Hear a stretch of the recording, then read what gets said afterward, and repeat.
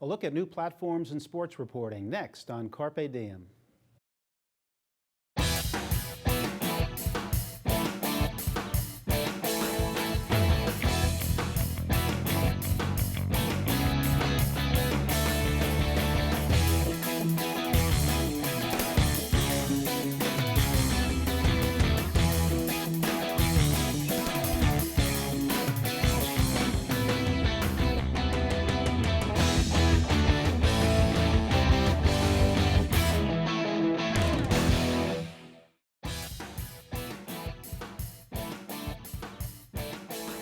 Hello and welcome to Carpe Diem. I'm Marc Rosenweig, Associate Professor in the School of Communication and Media at Montclair State University. Sports media is now a multi-platform world. I explored this wide variety of outlets with 3 sports media professionals in a panel discussion at the Yogi Berra Museum and Learning Center. The panel included Gary Honig, Editorial Director of the Players Tribune website, ESPN producer Willie Weinbaum, and Katie Tang, Social Media Manager for the Philadelphia Eagles. I asked Willie Weinbaum to assess the quality of sports reporting today. Well, I have to say that the biggest problem is an emphasis on immediacy over accuracy. So I think any examination of the quality needs to factor in the widespread nature of communications. There are far more outlets today, far more ways that people can consume journalism of any kind, and sports journalism. So I think it's a question that can't just be answered, it's great or it's terrible. I think there's plenty of great work and there's plenty of terrible work, unfortunately, but I do think there are more ways for people to get information today, and that's probably the most important aspect of this panel discussion. Well, isn't that the challenge, Gary, that we have all these outlets, and how do we as consumers of this news and information decide what's viable and what isn't? So it's interesting you say that, because as someone who was a colleague of Willie's for so long, I recently read an investigation into the Patriots' relationship with the NFL that Don Van Natta and Seth did, and I was shocked that it didn't get more notice, because if you read this piece, you come away thinking, and I have no bias in this other than being a Jets fan, so obviously I'm lying, but you realize that it's conceivable the Patriots were aware of the signal calling on every team in the NFL for a significant period of time, disappeared. So to Willie's point, there's some really good stuff out there. How do you find it? How do you know it's there? And working with Enterprise at ESPN before I left, they were always bemoaning the fact that it was tough to find what they did and that they got very few clicks. And they were becoming, in themselves, click-oriented. That is to say, how can we make what we do more open to this frenzy of now, which would be contrary to the work that they did, which was very deliberate and intelligent. So yeah, there's a lot out there, but how do you find it? And I think from our point of view, we have the benefit that Willie's talking about. That is to say, if you're actually getting stories from essentially the source in certain cases, DeAndre Jordan, or let's take a hypothetical, Chase Utley, right? People will wait for that story and find it whenever it comes out, because it's from the horse's mouth, in effect. You're actually hearing from that person what that experience is like. Right? Katie, I'm sorry to interrupt. I just want to jump in on one thing, and that is that the type of in-depth journalism that Gary alluded to is not necessarily friendly for mobile phone consumption. Right. And this is an era where more people than ever are getting their information in short bites, Twitter, mobile phones, etc. So one of the challenges is to make the material as consumer friendly as possible. And I think that's something that's playing out over the next few years that we'll have to follow. So this type of in-depth reporting needs to get the attention of people and then be consumed. And how you get that all out there, how you get the material consumed, probably much more Katie's department than mine, is something that is a challenge for everybody that is in the journalism business. Well, that's the question for you. Yes. Isn't that your job, to try to get people to sample things that are more than 140 characters long, but you're initially doing it with 140 characters? What's that challenge like, and are we making progress, or is that a problem? I think the important thing about social media reporting is truly understanding the purpose of each social media platform. At the heart of everything that I do, what all three of us do is storytelling. And if we can understand the purpose of each social media platform and what they really excel at, what their strengths are, what their weaknesses are, as long as we're able to tell a great story, we can definitely tailor it to the platform itself. You look at Instagram, it's all photos, video. It's a very visual platform. If we're able to tell a great story through visuals, which we've been doing for decades, it's in that sense, it's a piece of cake once you truly understand the platforms. And one thing I want to touch on is the initial question about credibility.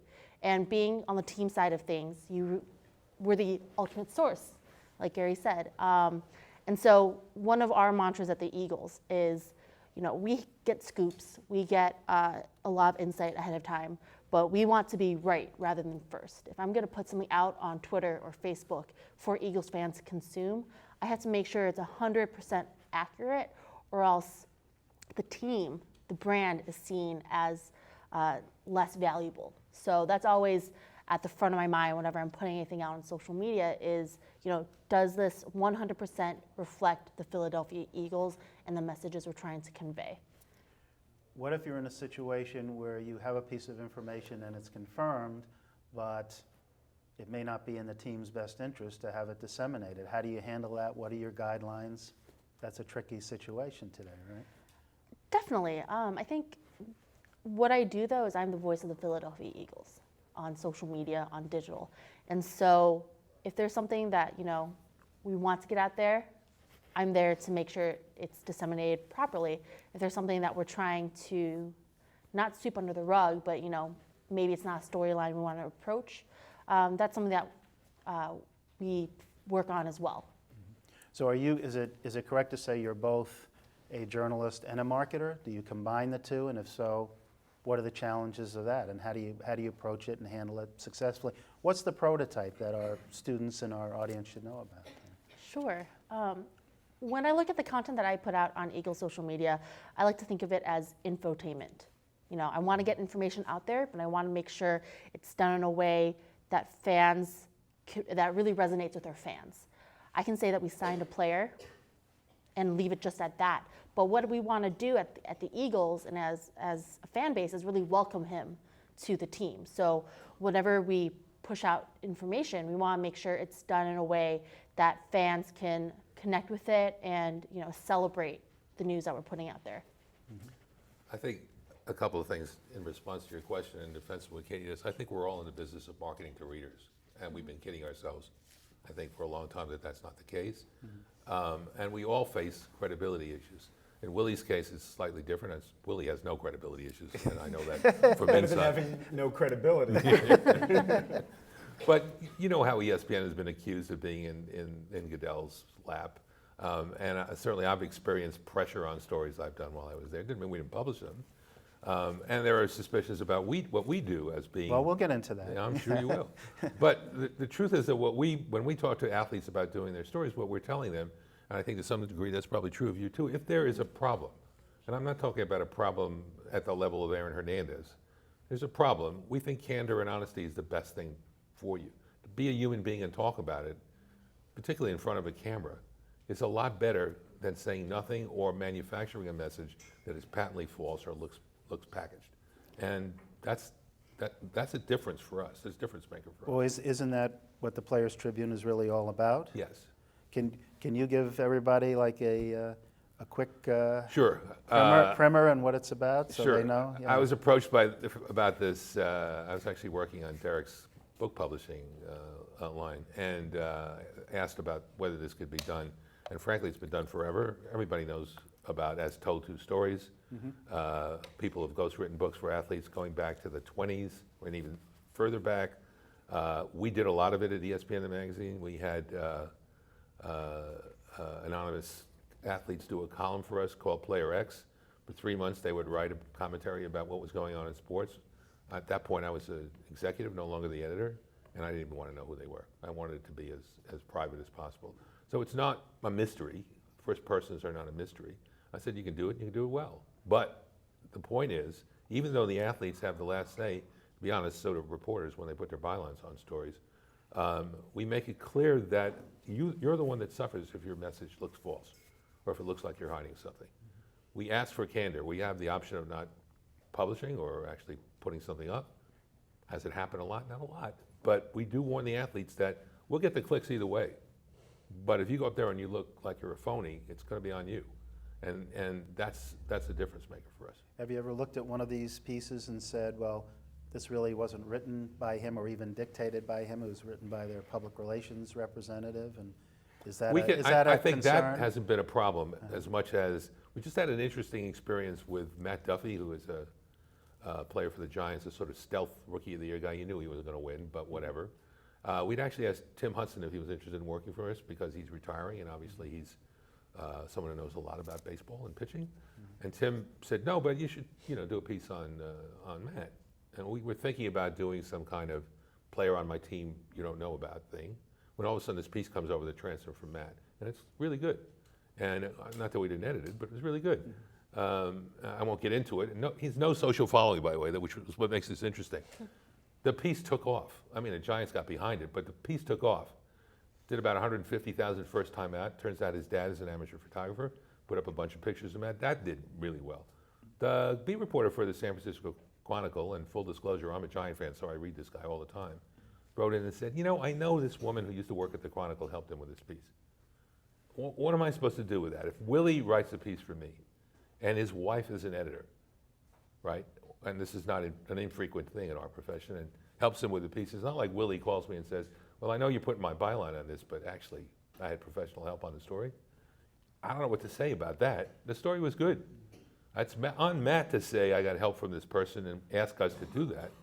I could have said, was I going to say to Matt, hey, I don't think you're good enough to write this? That is actually the critical stereotype that we deal with and that Derek is most sensitive about. That essentially we stereotype athletes as dumb and not good at anything but what they do on the field. And I have to say that's a stereotype I had to unlearn, because a lot of these guys are a lot smarter than you think they are. Willie, what's your view of this? I think what both panelists raised is an important issue and a fundamental one, and that is if the subjects are controlling the material, what does that mean as to the thoroughness, the veracity? And journalistic outlets historically have been the representatives of the people, meaning asking tough questions, pushing people, getting answers. And if journalists are not given the opportunity to ask such questions, because all of a sudden, whether it's government or teams or individuals have all their own sites and don't have to answer the tough questions, what does the public get? And I think that balance is now working itself out. So I think many people want to get the access that the Players Tribune or the Eagles website or Instagram or Twitter feeds offers if you're an Eagles fan, but also wants the tough questions being asked, whether it's an expose on the New England Patriots or a story about Pete Rose. I think there's room for everything, and traditionally, the people who ask the tough questions may have their lives a little more difficult now because the athletes don't need them anymore to get publicity, to get a message out. So they don't necessarily have to take the bad with the good. And the concern is that just as, unfortunately, President Obama's administration has been very bad to the media because President Obama has his own means for getting out information, everybody else does too. So is there room for journalists? Absolutely.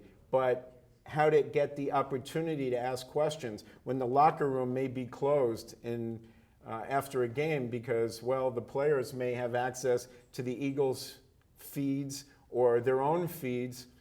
All this stuff is the new wild, wild west in what the consumers are going to get. I have concerns, believe me, I have concerns because obviously the Eagles are not going to put out a story that doesn't cast the team or its individuals in a great light.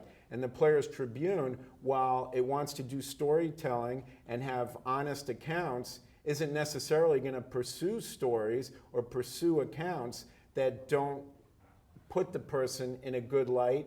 They don't have to participate if they don't want to. So there are all these issues going on, and my hope is that people will keep pushing the envelope. The young people in the audience today, other people, will keep pushing the envelope to get at the truth. And that's what all of us are about in different ways.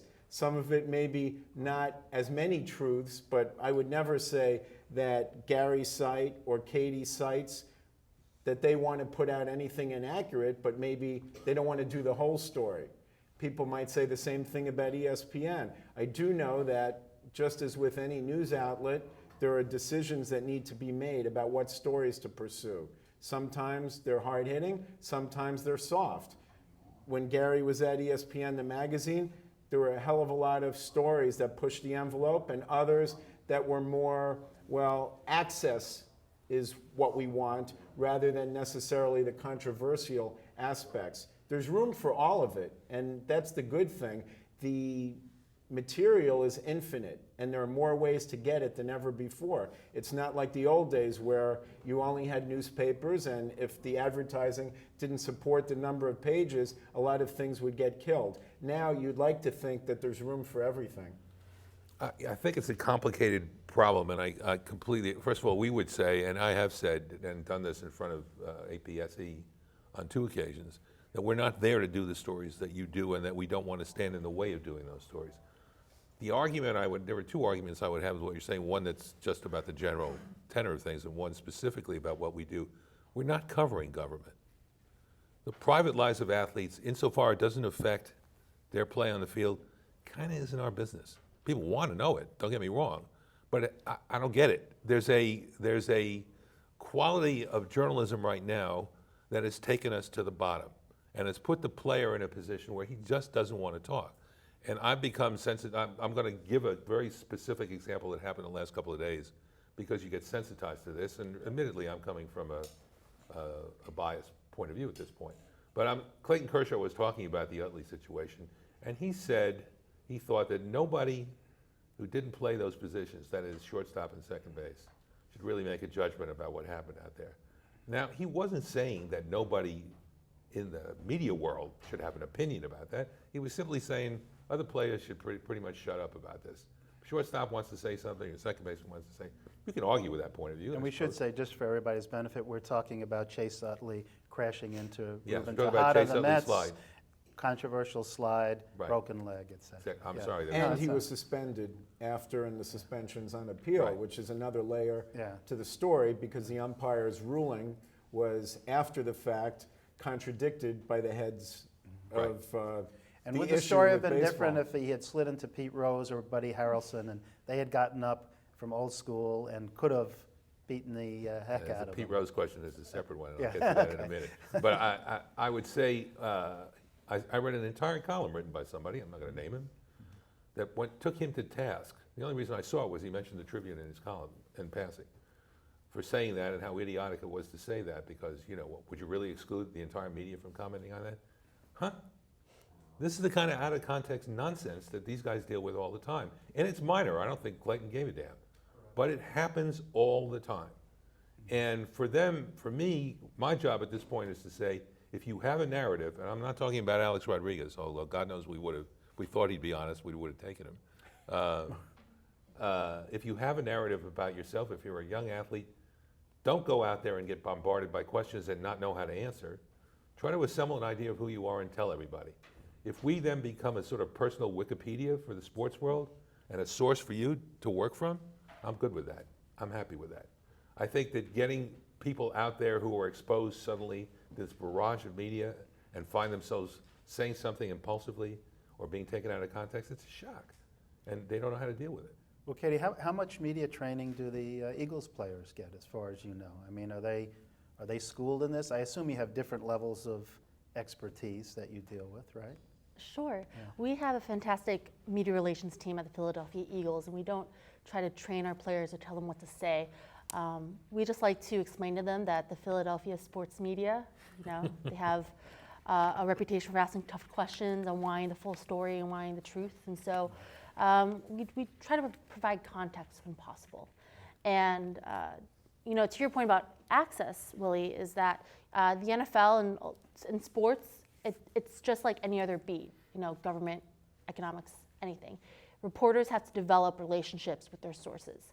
And while the NFL mandates media availability during the week at practice as well as after games.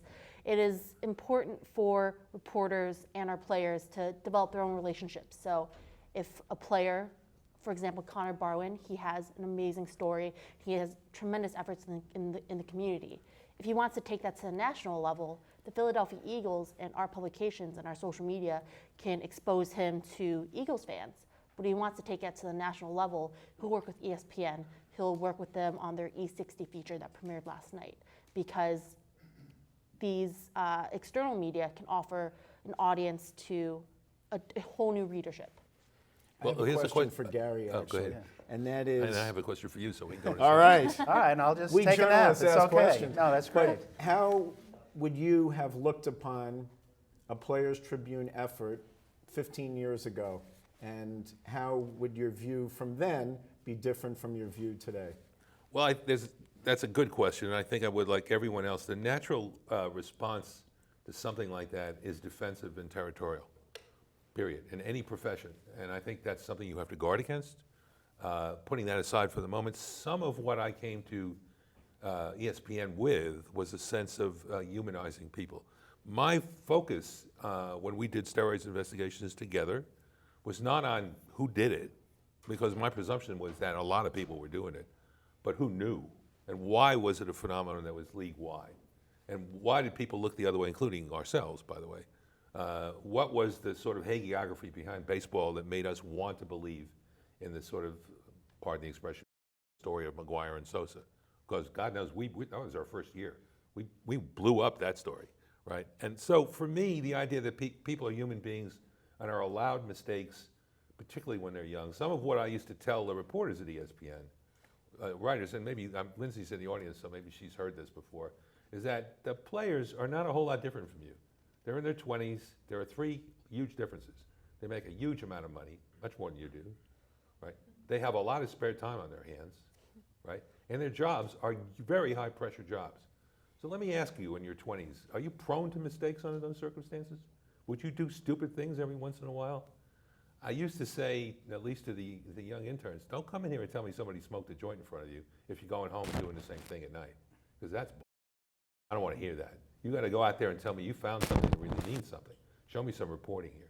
So I would say the seeds of this in my head, and what attracted me to this is some of the hypocrisies of our own business, right? And the degree to which they attack individuals as if they were institutions, and that there is a negative side to this constantly that drives me nuts. And that's only gotten worse, right? So the real answer to your question is, yeah, of course it would have been like, what? This is crap. How can this possibly be something that competes with us? And I'll tell you, I used to work for This Week in Baseball years ago. I've been at ESPN 20 years. And when I worked for This Week in Baseball, we knew we weren't going to tell bad stories about Major League Baseball players. We're part of Major League Baseball as Major League Baseball Productions. But we still, as Katie alluded to earlier, we're looking for good stories. And storytelling is what we're about, gaining the confidence of the people who might tell us their stories. Sometimes they're good stories and sometimes they're bad. And at ESPN, doing investigative work, we find plenty of bad stories.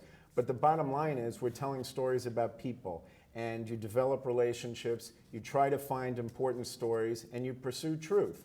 And I would say that probably 15 years ago, you would have thought this is a marketing tool for the players and it can't be trusted. And now you're in the business with them and you say, well, with the proper vetting of the information, it can be trusted. It may not necessarily be the stories that every journalistic outlet wants to ferret out, but it's certainly going to be some of the stories journalistic outlets want to ferret out. And I think there's room for everybody, and that it's up to the consumers to weigh the different options, to weigh the truth of what they're reading or hearing or viewing. And I will tell you, the New York Times makes plenty of mistakes. Every journalistic outlet now has fewer editors than it had years ago, and that's a big problem. Well, that's also a problem as far as the number of investigations that are going on, because we don't have the resources we used to have because of budget cutbacks. So that, I think, puts the onus on those who are still doing investigations to get to the truth, to get access, and so on. It's even more critical, correct? Yes, I do agree. Another point that Gary made earlier is that even public figures are entitled to have a private life. I don't think any outlet should be following a player around 24 hours a day, looking in dark alleys trying to find dirt, because I definitely believe in the golden rule. We don't want to treat other people in any way different, in a different way than we'd want to be treated ourselves. That being said, if somebody has done some dastardly deeds, I think that person has sacrificed that right to privacy in many situations and may be ambushed. You know, you saw Mike Wallace on 60 Minutes ambush people all the time, and people knew if Mike Wallace was coming, well, that's a problem. Well, there should be that problem. And although we cover sports, let's face it, sports is big business and it's life. There's gambling, there's cheating, there's all sorts of problems in sports. So we don't necessarily cover a ball game or the outcome of that game the same way that we cover cheating. Sepp Blatter should not be covered the same way that a ball game should be covered. The controversial head of FIFA who's being forced out, correct? It's a kind word. Yes, yes, yes. Speaking of privacy, because we talk about that a lot with the ethics students who are here today, social media, is there any level of expectation that's realistic on the part of athletes today who are tweeting and so on, that they do have any privacy left? Katie, what do you think? What's good about players and them having their own social media channels is that they control that message and they decide what information about their lives that they want out there. They want to go and live tweet their alma mater's football game and like celebrate an awesome touchdown, go for it. It humanizes the player. It shows that they're huge football fans as well, in addition to being athletes. You know, just like any other high profile, even private citizen, what you say on social media, it stays with you forever. It represents who you are. And because athletes are in the limelight, they just have to be more cognizant of what they put out there. In our next program, we'll continue our look at new platforms in sports media. Special thanks to Dave Kaplan at the Yogi Berra Museum and Learning Center for co-sponsoring the panel. For more information on this or any edition of Carpe Diem, contact us at carpediem@mail.montclair.edu or call 973-655-5158. I'm Marc Rosenweig. For all of us at Montclair State University, thanks for watching Carpe Diem.